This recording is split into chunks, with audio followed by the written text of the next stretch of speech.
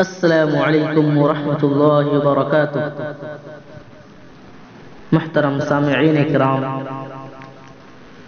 آج ریاض الصالحین کی حدیث نمبر 20 جو درس نمبر 16 میں بیان ہوں گی، یہ حدیث بھی ریاض الصالحین کے باب التوبہ کے تحت شامل ہے۔ یہ حدیث قدر طویل ہے، لیکن پھر بھی عبارت ترجمہ مع تشریح بیان کی جائیں گی۔ آئیے دیکھتے ہیں۔ سب سے پہلے حدیث نمبر 20 ریاض الصالحین کی، وعن ابی سعد بن مالک بن سنان الخدری رضی اللہ عنہ ان نبی اللہ صلی اللہ علیہ وسلم قال كان في من كان قبلكم رجل قتل 99 نفسا فسأل عن أعلم أهل الأرض فدل على راهب فأتاه فقال إنه قتل 99 نفسا فهل له من توبة؟ فقال لا، فقتله فكمل به قتل 100 نفس. ثم سأل عن أعلم أهل الأرض فدل على رجل عالم فقال إنه قتل 100 نفس فهل له من توبة؟ فقال نعم. ومن يحول بينه وبين التوبة انطلق إلى الأرض كذا وكذا فإن بها أناسا يعبدون الله تعالى فاعبد الله معهم ولا ترجع إلى أرضك فإنها أرض سوء.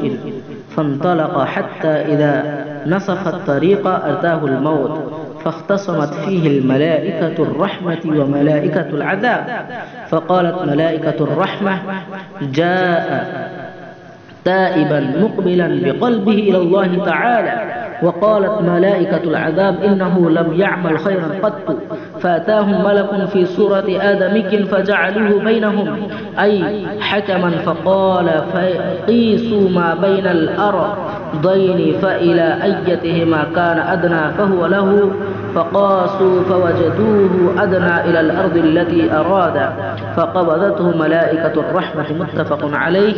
وفي رواية في الصحيح فكان إلى القربة الصالحة أقرب بشبر فجعل من أهلها. وفي رواية في الصحيح فأوحى الله تعالى لي هذه أن تباعدي وإلى هذه أن تقربي، وقال قيسوا ما بينهما فوجدوه إلى هذه أقرب بشبر فغفر له. وفي رواية فنأى بصدره نحوها. معزز سامعین، یہ ہوا حدیث، متن حدیث۔ اب آئیے دیکھتے ہیں اس کا ترجمہ سادہ سا۔ حضرت ابو سعید سعد بن مالک بن سنان الخدری رضی اللہ عنہ سے روایت ہے کہ نبی صلی اللہ علیہ وسلم نے فرمایا، تم سے پہلے لوگوں میں ایک آدمی تھا جس نے 99 قتل کیے تھے، بس اس نے زمین پر موجود سب بڑے عالم کے بارے میں دریافت کیا تو اسے ایک راہب یعنی پادری کے بارے میں بتایا گیا۔ بس وہ اس کے پاس آیا اور بتایا کہ میں نے 99 آدمی قتل کیے ہیں، کیا اس کی توبہ قبول ہو سکتی ہے؟ اس راہب نے کہا نہیں، بس اس نے اسے بھی قتل کر دیا، اور اس طرح اس نے 100 آدمیوں کے قتل کی تعداد کو مکمل کر دیا۔ اس نے پھر کسی بڑے عالم کے بارے میں دریافت کیا تو اسے ایک عالم کے بارے میں بتایا گیا۔ وہ اس کے پاس گیا اور اسے بتایا کہ اس نے 100 آدمی قتل کیے ہیں، کیا اس کی توبہ قبول ہو سکتی ہے؟ اس عالم نے کہا ہاں، اور کون ہے جو اس کے اور اس کی توبہ کے درمیان حائل ہے؟ تو اس نے کہا ایسے کرو کہ تم فلاں جگہ چلے جاؤ، کیونکہ وہاں کے لوگ خالص اللہ تعالیٰ کی عبادت کرتے ہیں، لہذا تم بھی ان کے ساتھ مل کر اللہ کی عبادت کرو، اور سنو اپنی زمین کی طرف واپس نہ آنا، کیونکہ وہ برائی کی زمین ہے۔ لہذا وہ اس بستی کی طرف روانہ ہو پڑا۔ ابھی آدھا سفر ہی طے کیا تھا کہ اسے موت آ گئی۔ اب اس کی روح قبض کرنے کے لیے رحمت اور عذاب کے فرشتے آ گئے اور دونوں کے درمیان جھگڑا شروع ہو گیا۔ رحمت کے فرشتوں نے کہا وہ تائب ہو کر آیا تھا اور اللہ کی طرف دل کی توجہ سے آیا تھا، ہم اس کی روح قبض کریں گے۔ عذاب کے فرشتوں نے کہا اس نے کبھی نیکی و بھلائی کا کام کیا ہی نہیں، لہذا یہ جہنمی ہے۔ اسی لیے ایک فرشتہ آدمی کی شکل میں ان کے پاس آیا تو انہوں نے اسے اپنے درمیان حکم یعنی فیصل بنا لیا۔ اس نے کہا دونوں زمینوں کی درمیانی مسافت کی پیمائش کرو، وہ ان دونوں میں سے جس کے قریب ہوگا وہی اس کا حکم ہوگا۔ بس انہوں نے اسے ناپا تو اس کو زمین کے زیادہ قریب پایا جس طرف جانے کا اس نے ارادہ کیا تھا، لہذا رحمت کے فرشتوں نے اس کی روح کو قبض کر لیا۔ متفق علیہ۔ صحیح حدیث کی ایک روایت ہے وہ نیک لوگوں کی بستی کی طرف ایک بالشت قریب تھا، لہذا اسے اس بستی کے نیک لوگوں میں سے کر دیا گیا۔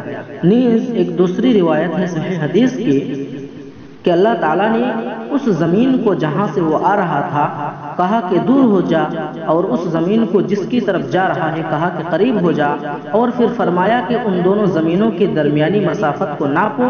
جب انہوں نے ناپا تو انہوں نے اسے نیک لوگوں کی بستی کی طرف ایک بالش قریب پایا تو اسے بخش دیا گیا۔ اور ایک روایت میں ہی کہ وہ اپنے سینے کے سہارے سرک کر دوسری طرف ہو گیا۔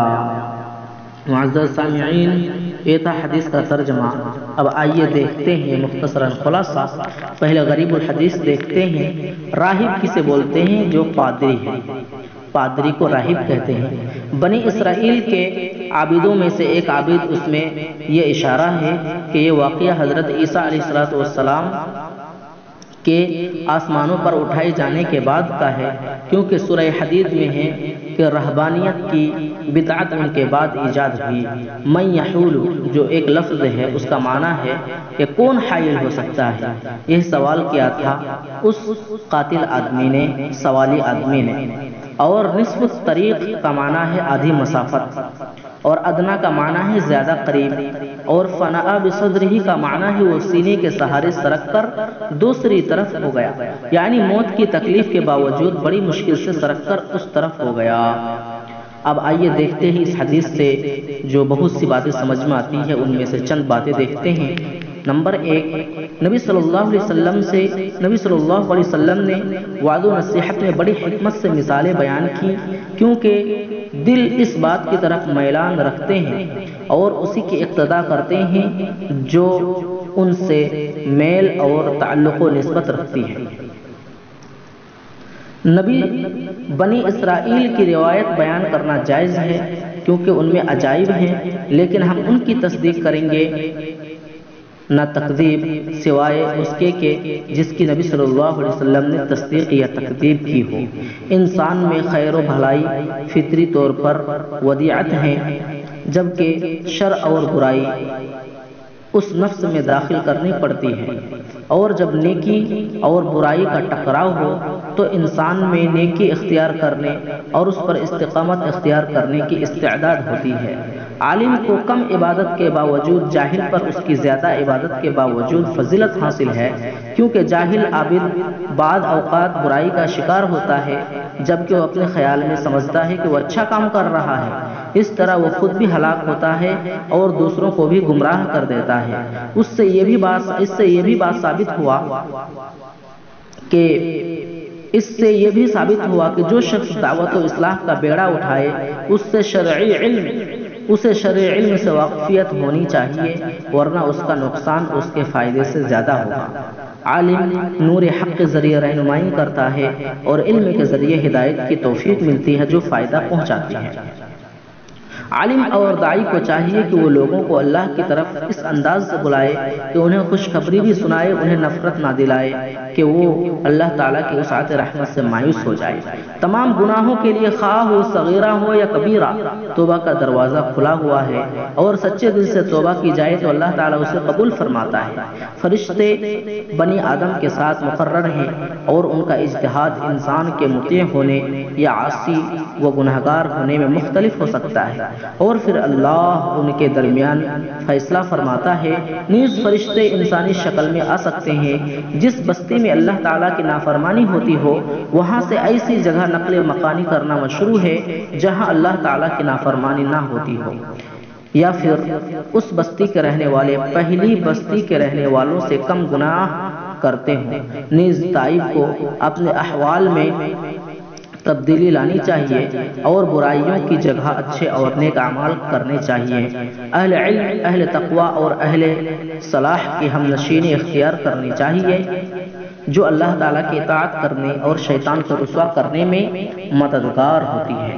نیک لوگوں کے پاس جانے میں مشقت برداشت کرنا سچی توبہ کی دلیل ہے۔ جو شخص اللہ تعالیٰ کے لیے ہجرت کرتا ہے تو اس کا اجر اللہ تعالیٰ کے ہاں ثابت ہو جاتا ہے، خواہ وہ اپنی منزل مقصود تک نہ پہنچ سکے، اور اس کے اجر میں کوئی کمی نہیں ہوتی۔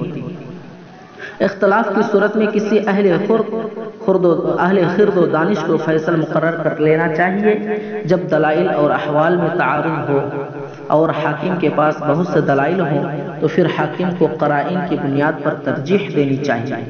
نیک آدمی کو فرشتوں پر فضیلت حاصل ہے، کیونکہ فرشتوں میں اختلاف کی صورت میں فرشتے نے آدمی کی صورت میں پیش ہو کر فیصلہ کیا تھا۔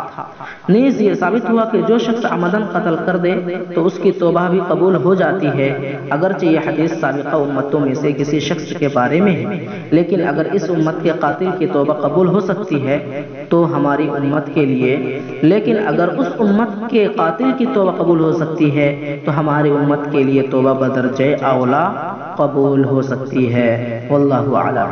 معزز سامعین، تو آج کا یہ درس یہیں سے ختم ہوتا ہے۔ اللہ رب العزت سے دعا کرتے ہیں کہ الہ العالمین تو ہمیں دانش مندی اور عقل مندی سے دینی تبلیغ کرنے کی توفیق عطا فرما، آمین۔